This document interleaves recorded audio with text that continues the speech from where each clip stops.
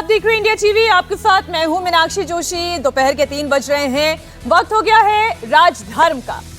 आज राजधर्म में बात होगी महिला आरक्षण बिल की। नारी शक्ति वंदन अधिनियम को लेकर देश की सियासत में घमासान है। मोदी सरकार ने अब साफ कर दिया है कि महिलाओं को उनका हक देने के लिए अब और इंतजार नहीं करना पड़ेगा। कल से 3 दिन तक संसद में भारी शोर शराबा देखने को मिलेगा। सरकार महिला आरक्षण लागू करने को लेकर मैराथन मंथन कराना चाहती है। 2023 में ही यह कानून बन चुका है, आप जानते हैं, लेकिन अब विपक्षी दल इसे लेकर सरकार पर आरोप लगा रहा है। हर पक्ष की बात होगी, लेकिन सबसे पहले बड़ी खबर आपको दे दें। विपक्षी दलों ने महिला आरक्षण बिल को लेकर सरकार के खिलाफ मोर्चा खोल दिया है। अब से थोड़ी ही देर के बाद कांग्रेस की अहम बैठक होने वाली है। दिल्ली में मल्लिकार्जुन खड़गे के घर पर इंडिया ब्लॉक की मीटिंग होगी। विपक्ष का कहना यह है कि महिला आरक्षण की आड़ में सरकार डीलिमिटेशन करना चाहती है ताकि 2029 में चुनाव में सियासी फायदा मिल सके। दरअसल महिला आरक्षण को लेकर कल से संसद में चर्चा शुरू होनी है। 16 और 17 अप्रैल को लोकसभा में चर्चा होगी। राज्यसभा में 18 अप्रैल को महिला आरक्षण को लेकर चर्चा की जाएगी। दोनों सदनों में वोटिंग भी होगी। विपक्ष का कहना यह है कि महिला आरक्षण को डिलिमिटेशन से क्यों जोड़ा जा रहा है। सरकार लोकसभा की सीटें 543 से बढ़ाकर 850 क्यों करना चाहती है। महिलाओं को 33% आरक्षण मौजूदा 543 सीटों पर ही देने में आखिर दिक्कत क्या है। ऐसे बहुत सारे विषय हैं जिसे लेकर सवाल है। अब सरकार आखिरकार चाहती क्या है, पहला सवाल तो यही है जो आपके भी मन में होगा। अब महिला आरक्षण को लेकर सरकार का क्या पक्ष है, ये आपको बताते हैं। और आइए आपको जरा बड़ी स्क्रीन पर ले जाती हूं और जो सरकार कहना समझाना चाहती है उसे समझिए। सरकार ये कह रही है कि हम आधी आबादी को पूरा हक देने की बात कर रहे हैं। सरकार महिलाओं को 33% आरक्षण देना चाहती है और 2029 से ही वो देना चाहती है। अब सरकार का उद्देश्य यह है कि लोकसभा और राज्य विधानसभाओं में भी महिलाओं के लिए 1/3 सीटें आरक्षित कर लिया जाए। दूसरी नंबर बात यह है कि सरकार चाहती है कि लोकसभा और विधानसभा की सीटें बढ़ाकर महिला आरक्षण दिया जाए और यही पॉइंट सियासी संग्राम का विषय है, क्योंकि लोकसभा की सीटें बढ़ाने के लिए संविधान में संशोधन करना होगा, क्योंकि चाहती तो वो 2029 से ही ये काम हो जाए। अगर डिलिमिटेशन होगा तो फिर विपक्ष ये कह रहा है कि इतनी हड़बड़ में फिर ये काम क्यों हो रहा है। अभी जो मौजूदा स्थिति है उसी के आधार पर हो जाना चाहिए। डिलिमिटेशन करके क्या सरकार चुनावी फायदा उठाना चाहती है?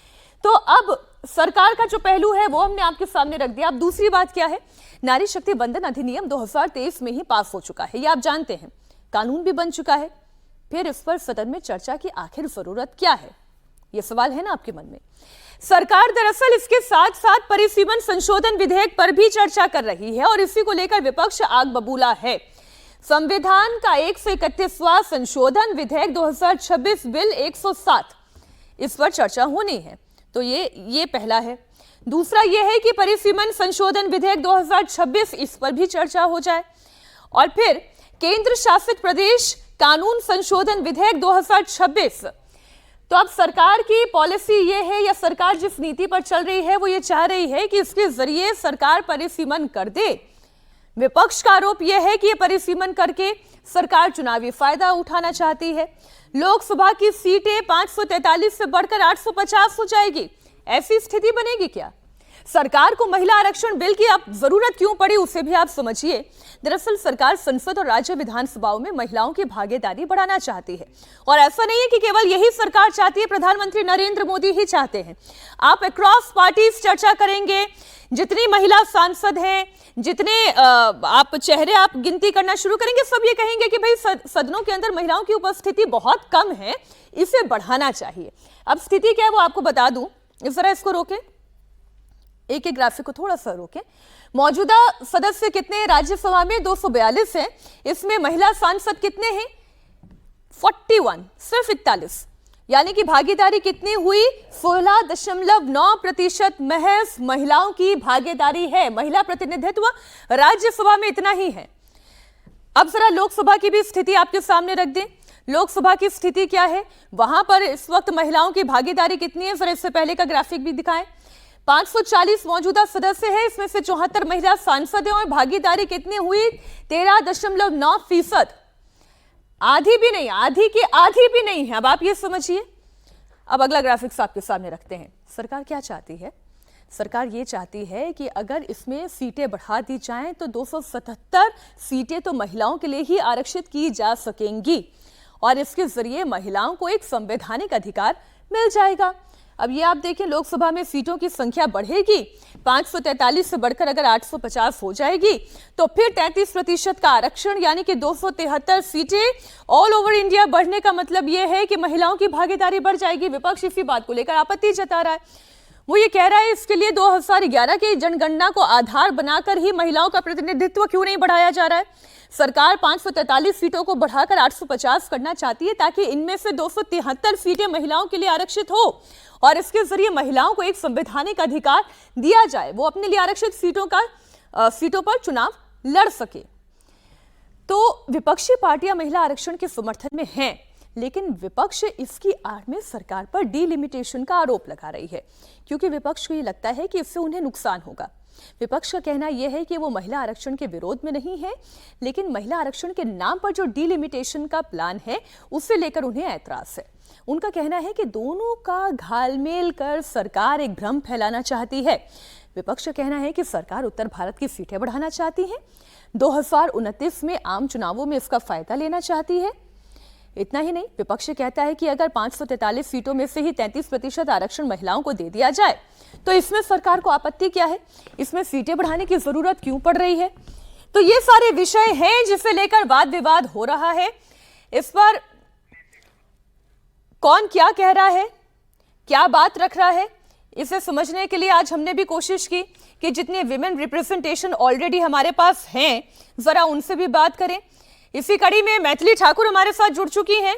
आप विधायक भी हैं, आप सशक्त महिला की एक पहचान भी हैं। तो मैथिली, आपका बहुत स्वागत है। हमारे साथ आरती टिक्कू जी भी जुड़ चुकी हैं, आप सीनियर जर्नलिस्ट हैं। सीनियर जर्नलिस्ट रूही तिवारी भी हमारे साथ जुड़ चुके हैं। बहुत स्वागत आप दोनों का भी। लेकिन मैथिली, पहला मेरा सवाल आपसे यही है कि सरकार की मंशा तो बहुत अच्छी है, लेकिन विपक्ष को इस मंशा पर शंका है। जी, अभी मैं विपक्ष के रोल को समझ भी पा रही हूँ और उनका किसी भी काम में बोलना जायज़ है, वो अपना व्यूज़ रख सकते हैं। एज़ अ कार्यकर्ता ऑफ बीजेपी मुझे ये समझ में आता है कि हमारे प्रधानमंत्री जी के नेतृत्व में एक बड़ा ऐतिहासिक कदम ये होने जा रहा है। 33% reservation actually it is needed क्योंकि जितना ज़्यादा महिलाओं को नीतियों से जोड़ते हुए सशक्त किया जाएगा वो एक्चुअली एक गारंटीड सीट दिखाता है और इसका लाभ हम लोगों को, सभी महिलाओं को 2029 के लोकसभा इलेक्शंस में भी देखने को मिलेंगे।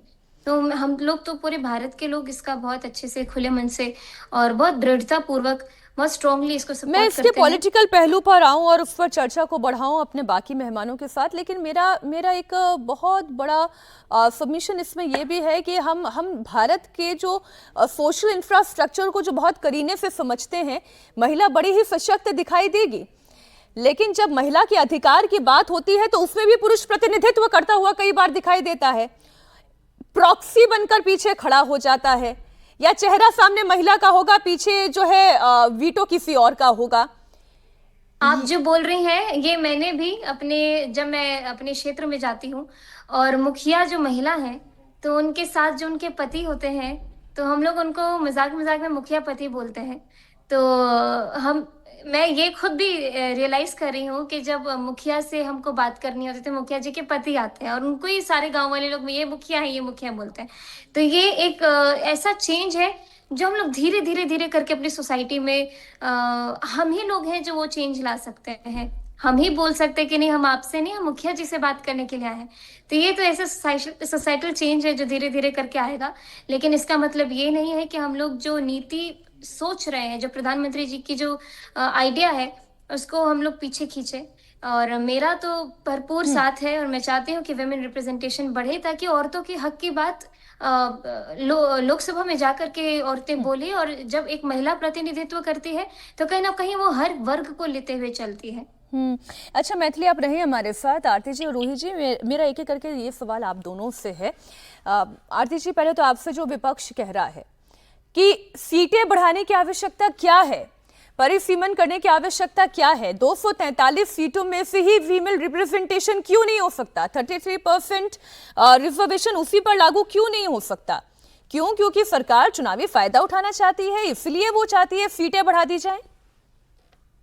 मीनाक्षी, पहले तो ये कह दूं कि ये बिल आरक्षण का जो 33% महिलाओं के लिए जो लेजिस्लेशन में लाया जा रहा है वो बहुत ही महत्वपूर्ण है। ये देश की ज़रूरत है, क्योंकि मैं उन महिलाओं में से हूँ जो ये मानती थी कि मेरिट पे लड़ाई लड़े महिलाएं और अपने दम पे लड़े और अपने टैलेंट के बलबूते पे लड़े, अपनी हिम्मत पे लड़े। लेकिन मुझे जो पिछले 25-26 साल जो मैंने पत्रकारिता में किए हैं और जो मैंने देखा है, देश का हाल जो देखा है कि कितनी भी सक्षम क्यों ना हो महिला, उसको कैसे राजनीति और राजनीतिज्ञ जो है वो कैसे पीछे छोड़ देते हैं और कैसे उसको सबोटाज करते हैं। उस सबको लड़ने के लिए मुझे लगता है ये आरक्षण बहुत जरूरी है, क्योंकि महिलाओं के हक में बहुत कम मर्द खड़े हैं इस देश में। इसलिए मैं मानती हूँ कि ये जो सरकार ने ये बिल लाया और उसको पास किया और जो इम्प्लीमेंटेशन होनी है वो बहुत ही अच्छी जी। एक होंगी, एक ऐतिहासिक मोमेंट है देश के लिए। दूसरा ये कि क्या ये जितनी अभी करंट सीट्स है लेजिस्लेचर में, पार्लियामेंट में, लोकसभा में, उन उस पे 33% ही होना चाहिए था। मुझे लगता है कि विपक्ष का एक पॉइंट ये सही है, क्योंकि जो डीलिमिटेशन एक्सरसाइज जम्मू कश्मीर में हुई, मैं उससे बहुत ही असंतुष्ट थी। जी। क्योंकि क्योंकि जब सेंसस एक्यूरेट है ही नहीं, कितना चेंज आया है 2011 से देश में, कि हमें मालूम नहीं है कि एक्चुअली किन पॉकेट्स में कौन ज्यादा पॉपुलेशन है। ठीक है। और उसमें इनफैक्ट जम्मू कश्मीर खासकर वहां पे मुझे लगा कि महिलाओं को नुकसान हुआ। जो डिलिमिटेशन की एक्सरसाइज हुई बहुत अच्छे से नहीं हुई, प्रतिनिधित्व नहीं हुआ, उनका रिप्रेजेंटेशन नहीं हुई। जो सीट्स बढ़ाई गई मुझे नहीं लगा कि वो इंक्लूड कर रही है। ठीक। तो मुझे लगता है कि सेंसस होता और उसके बाद डिलिमिटेशन एक्सरसाइज होती तो सही होता, लेकिन इस और वक्त सेंसस का डेटा तो अभी हमारे पास केवल 2011 का आखिरी डेटा है, और इसलिए विपक्ष ये कह रहा है कि ये इतनी सब हड़बड़ी में क्यों हो रहा है। नीरजा चौधरी जी भी हमारे साथ जुड़ चुकी है। बहुत स्वागत नीरजा जी आपका भी। मेरा सवाल और चर्चा का बिंदु यही है कि सरकार क्या जल्दी में ये एक्सरसाइज कर रही है क्योंकि कोई चुनावी फायदा वो उठाना चाह रही है, या फिर आज नहीं तो कल कभी ना कभी तो ये करना होगा? इसे कितना और टाला जाएगा? आई थिंक देखिए, पहले तो 2023 में जब पास हो गया यूनानिमसली, नियर यूनानिमिटी के साथ, उस समय लिंक कर दिया डिलिमिटेशन से उसकी ऑपरेशन को, इसकी इम्प्लीमेंटेशन को। ये तो हम सब जानते हैं। तो ये खटाई में रख दिया गया कि जब सेंसस होगा 26-27 का, उसके बाद जब, और सेंसस इस बार हो रहा है, पहले हाउस होल्ड का हो रहा है, फिर दूसरी चीजों का होगा सेकंड फेज में। तो हो सकता है ये 29 के पार कर जाए पूरी एक्सरसाइज, और उसके बाद डिलिमिटेशन होगा, उसमें भी टाइम लगेगा। तो ये माना जा रहा था कि 2034 हो सकता है, 2039 तक भी ये बिल टल जाएगा। तो कहीं फंडे बस्ते में डाल दिया गया था। फिर अचानक सरकार ने इसको बाहर किया। अब सवाल उठ रहे हैं, ये क्यों जल्दीबाजी, सडनली इम्प्लीमेंटेशन का क्या कारण है? महिला तो खुश है कि अगर आप जल्दी से उसको इम्प्लीमेंट करिए, लेकिन पॉलिटिकल कारण क्या हो सकते हैं? आपका सवाल ये था। पॉलिटिकल कारण है कि महिला एक बहुत बड़ी कॉन्स्टिट्यूंसी वोट बैंक के रूप में उभर रही है। हर पार्टी उनको आकर्षित करना चाह रही है, चाहे नीतीश कुमार है, चाहे नरेंद्र मोदी है, चाहे राहुल गांधी है, प्रियंका गांधी है, जो भी देखिए आप, ममता बनर्जी की महिला बहुत बड़ी कॉन्स्टिट्यूंसी है, महिला माइनॉरिटीज माना जाता है। दूसरा सवाल यह है कि सरकार ने ये स्पेशल सेशन चुनावों के दौरान क्यों बुलाया गया 16, 17, 18 को? मैं इस बिंदु पर लेकर आऊंगी आपको, क्योंकि बड़े इंटरेस्टिंग कुछ पॉलिटिकल कमेंट है जो मैं इसमें इंकलकेट करना चाहती हूँ। लेकिन उससे पहले रूही तिवारी, आपकी तो किताब ही है what women want, understanding the female voter in modern India. अब महिला तो अधिकार चाहती है और वो किसी प्रॉक्सी को नहीं चाहती है, वो अपने पीछे किसी स्टैंप को नहीं चाहती है, वो अपने अधिकार अपने अपने हिसाब से चुनाव करना चाहती है। लेकिन समस्या भारत की ये है कि वो प्रॉक्सी बटन हमेशा उनके साथ चलता है। क्या इस अधिकार से वो प्रॉक्सी बटन हटेगा? क्या अधिकार मिलेगा? और परिसीमन से फिर ट्विस्ट कितना होगा? देखिए मीनाक्षी, इस मुद्दे के ना तीन पहलू हैं। पहली बात तो यह है कि क्या आरक्षण की, महिला आरक्षण की आवश्यकता है? बिल्कुल 100% आवश्यकता है, क्योंकि जो ऐतिहासिक भेदभाव हुआ है महिला के साथ, उसको अगर हमको ठीक करना है, एक लेवल प्लेइंग फील्ड देना है, तो आरक्षण बहुत आवश्यक है। जिस तरह से हमको कुछ बैकवर्ड कास्ट और क्लासेस के लिए भी आरक्षण चाहिए होता है। दूसरी बात मुद्दे की ये है कि इस वक्त ये डिस्कशन होना कि क्या प्रॉक्सीज होंगे या रबर स्टैंप होंगे, ये देखिए मेरे हिसाब से एक बहुत ही छोटा पहलू है इस बड़े रेवोल्यूशन का, जो इस तरह के प्रतिनिधित्व से आ सकता है। ये चर्चा तभी भी हुई थी जो अर्ली 90s में, जब कॉन्स्टिट्यूशनल अमेंडमेंट्स हुए थे, जो panchayat and urban local bodies में आरक्षण मिला था महिलाओं को। और बिल्कुल सही बात है, तब सरपंच पति, जैसे कि अभी मैथिली ने बोला, उन्होंने एक दूसरा शब्द यूज किया, हम सरपंच पति कहा करते थे उस टाइम पे, मुखिया पति लेकिन उन्होंने कहा। चेंज, मुखिया पति उन्होंने बोला, धीरे धीरे चेंज हुआ है। और ये एक ऐसा चेंज है जो ओवरनाइट नहीं होगा, इसको दशक लग सकते हैं इस तरह के चेंज को आने में। जो ट्रू एम्पावरमेंट ग्रासरूट से महिला की होगी, वो इन्हीं किस्म के प्रतिनिधित्व से होगी। और इस प्रतिनिधित्व को आपको फैसिलिटेट करना है इस तरह के लेजिस्लेशन के साथ, इस तरह के गवर्नमेंट और पार्लियामेंट्री लेजिस्लेटिव इंटरवेंशन के साथ। लेकिन तीसरा मुद्दा इसमें है कि जहां तक हम प्रतिनिधित्व की बात करें, सिर्फ महिला की बात इस समय है, लेकिन इसमें एक और जो चीज है जो जुड़ गई है एंगल, वो ये है कि जिस तरह का सरकार इस समय प्रपोज कर रही है बदलाव, उससे क्या दक्षिणी जो राज्य है उनका प्रतिनिधित्व जो कम होगा पार्लियामेंट में, क्या उनका जो प्रोपोर्शनल इंक्रीज है वो कम होगा? विल दे सफर? और ये एक बहुत बड़ी बात है, क्योंकि देखिए वो अपने आप में फिर एक और मुद्दा है और बहुत जरूरी मुद्दा है। और इसलिए जरूरी है कि सरकार सहमति से आगे बढ़े। इस तरह से जो उनकी आदत है इस सरकार की कई बार बुलडोज करने की, ये बहुत सेंसिटिव, बहुत डेलिकेट, लॉन्ग टर्म मुद्दा है ये। इसको ऐसे हड़बड़ी में करने का कोई मतलब नहीं। ठीक है, मैं आती हूँ आप लोगों के पास, क्योंकि जो सरकार का पक्ष है वो ये कह रही है कि डिलिमिटेशन के बहाने विपक्ष एक बार फिर महिला आरक्षण पर अड़ंगा लगाना चाहता है। ये सरकार का स्टैंड है। 2010 में भी ये बिल लाया गया था जब यूपीए की सरकार थी, और उस वक्त इस बिल का क्या हाल हुआ था वो तस्वीरें मैं आपके सामने रख रही हूं।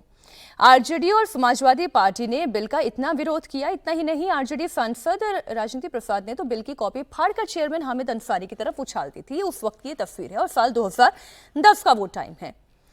आज की स्थिति क्या है ये देख लें, पहले आप ये तस्वीर देख लें।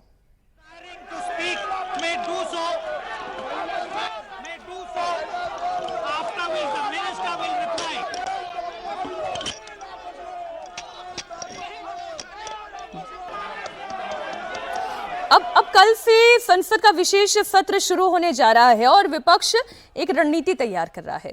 वो सरकार को दोनों सदनों में पूरा जोर लगाकर, अपनी ताकत लगाकर रोकेगा। लेकिन सरकार का स्टैंड क्लियर है। सरकार ये कह रही है कि सीटें आनुपातिक होंगी। हर राज्य के लिए वर्तमान सीटों में 50% की बढ़ोतरी होगी। किसी भी राज्य के साथ अन्याय नहीं होगा। बिल की भाषा बहुत स्पष्ट है। संसद में बिल को सरकार की तरफ से बड़ी स्पष्टता के साथ समझाया जाएगा। अब परिसीमन का आसान भाषा में मतलब यह है कि जनसंख्या के आधार पर लोकसभा या विधानसभा में सीटों की सीमाओं को एक बार फिर से तय करना। और इसका उद्देश्य यह है कि यह सुनिश्चित किया जाए कि हर क्षेत्र में लगभग बराबर जनसंख्या हो, ताकि हर नागरिक के वोट का बराबर महत्व रहे। लेकिन विपक्ष का आरोप यह है कि अभी 2011 जनगणना के आधार पर दक्षिण के राज्यों में जनसंख्या कम है और उत्तर भारत के राज्यों में ज्यादा है, इसलिए उत्तर भारत में सीटें ज्यादा बढ़ेंगी और दक्षिण में कम बढ़ेंगी। विपक्ष का कहना है कि 2021 का सेंसस अभी नहीं हुआ तो 2011 के आधार पर ही परिसीमन क्यों? इसके अलावा ओबीसी महिलाओं के लिए अलग से कोटा देने की भी मांग की जा रही है। कुछ राजनीतिक टिप्पणियां भी है, वो भी मैं आपके सामने रखूंगी। लेकिन नीरजा जी, ये जो बात विपक्ष कह रहा है, जो दक्षिण और उत्तर के बहाने इस मुद्दे को थोड़ा क्या डिरेल करने की कोशिश नहीं हो रही? अब भाई उत्तर भारत में जनसंख्या वैसे भी अनुपात अगर हम देखें तो दक्षिण के मुकाबले ज्यादा है। देखिए, अब दक्षिण भारत के स्टेट्स में डिलिमिटेशन को लेके काफी समय से एक चिंता है। कि उन्होंने फैमिली प्लानिंग ठीक किया, उन्होंने डेवलपमेंट ठीक किया, उसकी वजह से उनको सजा दी जा रही है। अगर उनका जो क्लाउट है लोकसभा में वो कम हो जाएगा इसकी वजह से, क्योंकि उनकी आबादी उतनी नहीं बढ़ी जितनी कि नॉर्थ इंडियन स्टेट्स की बड़ी है। तो फायदा नॉर्थ इंडियन स्टेट्स को होगा, उनके ज्यादा एमपीज आएंगे लोकसभा में। तो ये एक चिंता का विषय काफी समय से, और जिसकी खिलाफत भी उन्होंने की। लेकिन प्रधानमंत्री ने हाल में जो कहा कि 50% सीट्स बढ़ेंगी हर स्टेट में, और जो रेशो है स्टेट्स के बीच का उसको हम नहीं बदलेंगे, उसको रिटेन करेंगे। लेकिन जो बिल आए हैं उन बिल्स में ये साफ तरीके से नहीं कहा गया है। इससे एक हड़कंप मच गई है कि 2011 के आबादी के आधार पे आप क्या डिवीजन करेंगे, डिस्ट्रीब्यूशन करेंगे सीट्स का। 850 आपने बढ़ा दी, वो तो ठीक है, लेकिन उसके अंदर डिस्ट्रीब्यूशन होगा वो क्या 2011 की सेंसस के आबादी के बेसिस पे होगा। मतलब आप हर स्टेट में 50% इंक्रीज का जो स्टैंडर्ड प्रधानमंत्री ने कहा था वो नॉर्म नहीं रख रहे हैं, क्योंकि लिखित में बिल में वो नहीं शामिल है। तो ये एक बहुत बड़ा सवाल बन गया। मैंने कई लोगों से बात की आज चेन्नई में और जगह भी, वो बहुत ही नाराज हैं, बहुत ही उत्तेजित हैं। मैम, इंडिया ब्लॉक की मीटिंग जो चल रही है नीरजा जी, नॉर्थ साउथ का मामला बनता जा रहा है। विमेन रिजर्वेशन कहीं ना कहीं हाशिए पे चला जा रहा है इस समय। नीरजा जी, एक तस्वीर मैं इसलिए अब दर्शकों के सामने रख रही हूँ, ये इंडिया ब्लॉक की मीटिंग है। मल्लिकार्जुन खड़गे, राहुल गांधी, कपिल सिब्बल, सुप्रिया फूले, तमाम विपक्ष के जो बड़े चेहरे हैं वो इस मीटिंग में दिखाई दे रहे हैं। आरती जी, तमिलनाडु में देखिए, जानते हैं हम, चुनाव है, 23 अप्रैल को वोटिंग होनी है, और ऐसे में डिलिमिटेशन के खिलाफ सबसे ज्यादा अगर आवाज इसके खिलाफत में अगर उठ रही है तो वो दक्षिण की पॉलिटिकल पार्टीज की है, और स्टालिन सबसे मुखर होकर बोल रहे हैं। स्टालिन आरोप ये लगा रहे हैं कि बीजेपी और केंद्र सरकार साउथ के राज्यों को पॉलिटिकली कमजोर करने की कोशिश करी। एक बार सिर्फ स्टालिन का बयान सुना देते हैं, फिर मैं आती हूं आपके पास आरती जी।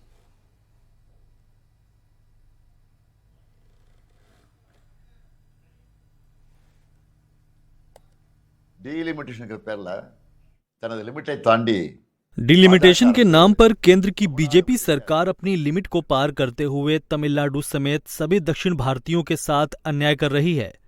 उत्तर भारतीय राज्यों को राजनीतिक तौर पर मजबूत करने और दक्षिण भारतीय राज्यों को राजनीतिक तौर पर कमजोर करने की अगर कोशिश की जाती है तो तमिलनाडु उसे देखकर चुपचाप नहीं बैठेगा। हर परिवार सड़क पर आकर विरोध करेगा।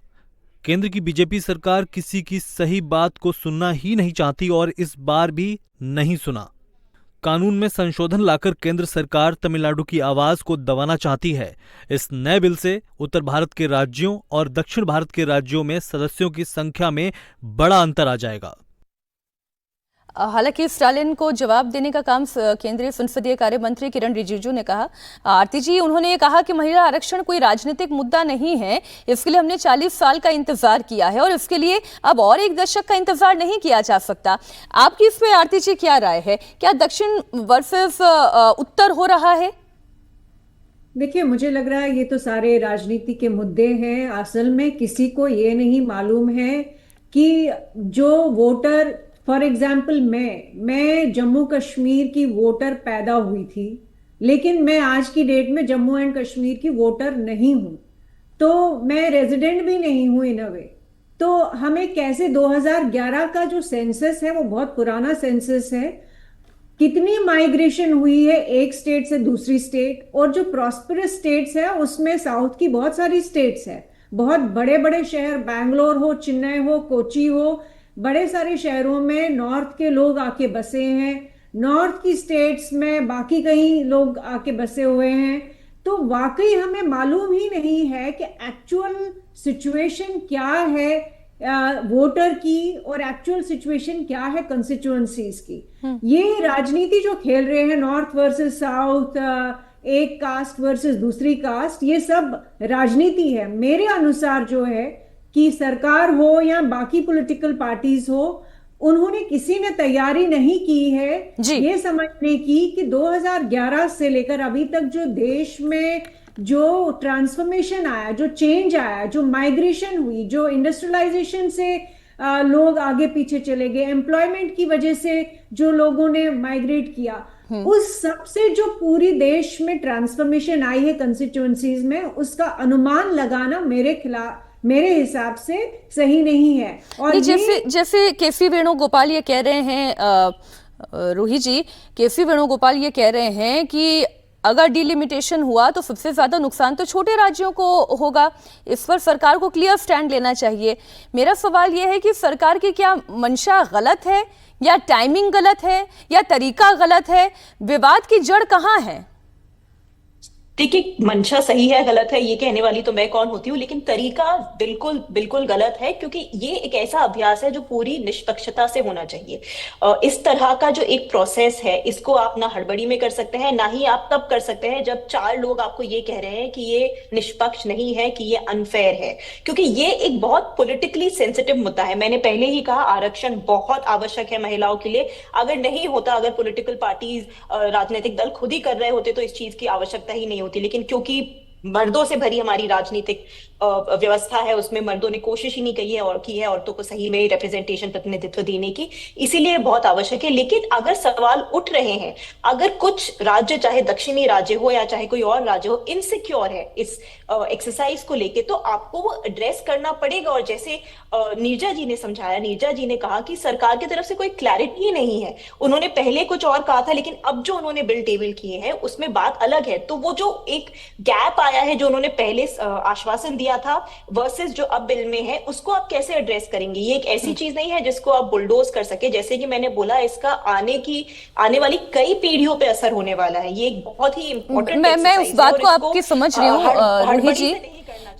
रूही जी, आपकी बात को मैं समझ रही हूँ, जो आरती जी भी कहना चाह रही है, मैं वो पॉइंट भी समझ पा रही हूँ। नीरजा जी, मैं इसका बहुत ही क्रूएल पॉलिटिकल एनालिसिस के तौर पर मैं एक सवाल लेकर आ रही हूँ आपके पास। बीट राइट और रॉन्ग, तरीका सही है या हड़बड़ी में लिया गया है, लेकिन जो कदम उठाया जा रहा है, क्या उससे महिलाओं को फायदा होगा या नहीं होगा? दूसरा सवाल यह है कि क्या बीजेपी को पॉलिटिकल बेनिफिट होगा या नहीं होगा? देखिए, पहला कि महिला को फायदा होगा, बिल्कुल होगा। अगर आप 1/3 महिला को संसद में ले आते हैं, असेंबलीज में ले आते हैं, मैं मानती हूँ हमारे देश का समाज और राजनीति बदल जाएगी। हमने देखा है महिला को 30% क्या 20 स्टेट्स में 50% है लोकल बॉडीज में, पंचायत में, म्यूनिसिपल कॉर्पोरेशंस में आज, और इतने सालों से वो वहां हैं जिनको अनुभव है। अब वो स्टार्ट हुआ था, वो महिला घूंघट में आती थी, आज उसको अनुभव है कैसे चलाना है, और उसका फोकस, जो स्टडीज ने बताया है, फोकस रहा है ठोस मुद्दों पे, शिक्षा पे, स्वास्थ्य पे, एनवायरनमेंट पे, इस तरह के जो मुद्दे हैं उसको ज्यादा तूल देती रही है महिला। तो अगर 1/3 महिला हमारे लोकसभा में आ जाएगी, एक क्रिटिकल मास आ जाएगा, मैं मानती हूँ हमारी पूरी पॉलिटिक्स बदलने वाली है। तो वो उसमें तो दो राय नहीं है मेरी। क्या भाजपा को फायदा होगा? ऑफ कोर्स फायदा होगा। जैसा मैंने कहा कि विमेन एक बहुत बड़ी कॉन्स्टिट्यूंसी बन रही है, हर पार्टी उनको अपनी तरफ आकर्षित करने की कोशिश कर रही है, और जो पार्टी इसका समर्थन करेगी, इस मूव का, नेचुरली महिला उसकी तरफ देखेगी, तो भाजपा को फायदा होगा। और कांग्रेस को भी फायदा हो सकता है, रीजनल पार्टीज, क्योंकि हर पार्टी ने इसका समर्थन किया है। और ओवर द इयर्स 96 में देवेगौड़ा की सरकार, जो कि रीजनल पार्टीज की सरकार थी एसेंशियली, वो पहली बार लाई थी। 98-99 में वाजपेयी जब थे तो लाए थे, और 2008 में मनमोहन सिंह थे तो लाने की कोशिश की थी, राज्यसभा में पारित हो गया था, लोकसभा में लाने की हिम्मत नहीं की, उनको डर था कि सरकार ना गिर जाए, क्योंकि ओबीसी का विरोध था। तो हर बार बिल लाया गया, लेकिन was allowed to lapse majority होते हुए, और उसका कारण समझने की जरूरत है। वो विरोध कहाँ से आ रहा है? विरोध इसलिए नहीं आ रहा कि जो पुरुष एमपीज हैं वो महिला के खिलाफ हैं, उन्होंने कई बहुत प्रो महिला बिल पारित किए हैं, वो खिलाफ है कि उनकी सीट 1/3 में ना चली जाए। Very well said ma'am. इसलिए लोकसभा की स्ट्रेंथ को बढ़ाना by 1/3, और वो 1/3 महिला को एलोकेट करना, उससे जो पुरुषों का रेजिस्टेंस रहा है वो कम हो जाएगा। मुझे जी। लगता है डिलिमिटेशन से लिंक करने का शायद ये भी एक कारण था, लेकिन आज वो एक जी। जैसे कहते हैं ना क्रॉस फायर में फंस गया है, नॉर्थ साउथ के क्रॉस फायर में। मैं तो मैम बहुत आशावान हूं और I am just looking forward कि कल से जब ये डिस्कशन शुरू होता है तो कौन सी पार्टी इस पर क्या मत रखती है। एक महिला पैनल के साथ मैंने यहाँ पर ये डिस्कशन किया जिसके इसके हर पहलू को हम दर्शकों तक पहुंचा सके। बहुत शुक्रिया आरती जी, रूही जी, नीरजा जी हमारे साथ जुड़ने के लिए, समय निकालने के लिए, थैंक यू सो मच। और अब से थोड़ी देर पहले मैंने शिवसेना उद्धव गुट की नेता प्रियंका चतुर्वेदी से भी महिला आरक्षण को लेकर बात की। प्रियंका चतुर्वेदी ने कहा कि 2023 में जब बिल पास हुआ था तभी लागू हो जाना चाहिए था। आधी आबादी का संसद में 15% का प्रतिनिधित्व, ये शर्मनाक है। प्रियंका चतुर्वेदी के साथ जो बातचीत है वो पूरी आपके सामने रखती हूं।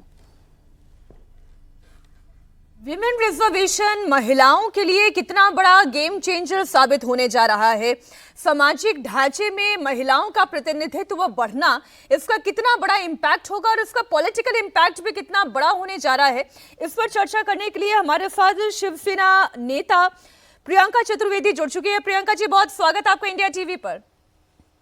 Thank you, thanks Meenakshi. Women reservation की बात हम कर रहे हैं। ये एक बहुत बड़ा कदम है और एक ऐसी मांग है जो न जाने कितने सालों से लगातार महिलाएं कर रही हैं।